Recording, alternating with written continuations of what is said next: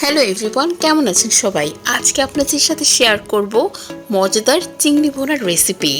তো ভিডিওটা এনজয় করতে অবশ্যই শেষ পর্যন্ত আমার সাথে থাকুন। গতকাল রাতে আমাদের বাসায় চলে এসেছিল আমার ভাগ্নি এবং ভাগ্নেরা। তো সাডেনভাবে আসার কারণে কি করা যায়, আম্মু হঠাৎ করে বলে দিল যে পোলাও, চিংড়ি মাছ ভুনা এবং গরু গোশ করা যাক। তো যাই হোক, তো আম্মুর স্টাইলে একটু চিংড়ি মাছ ভুনা করছিল। হলুদ, লবণ এবং ঝালের গুঁড়ি মিশিয়ে মাছটাকে খুব ভালো করে মাখিয়ে গরম তেলে ভেজে নিতে হবে এবং অল্প সময় ভাজতে হবে যেন মাছটা ভেতরে সফট থাকে, যেন শক্ত হয়ে না যায়।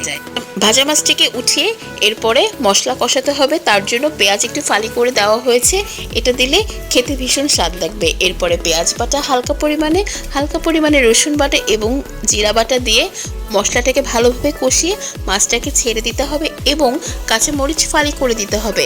এতে করে কাঁচামরিচ তার নিজস্ব একটা ফ্লেভার চিংড়ি মাছের ভেতরে ছড়িয়ে দেবে এবং খেতে কিন্তু ভীষণ টেস্টি হবে এবং এটা খুব ফ্লেভারফুল।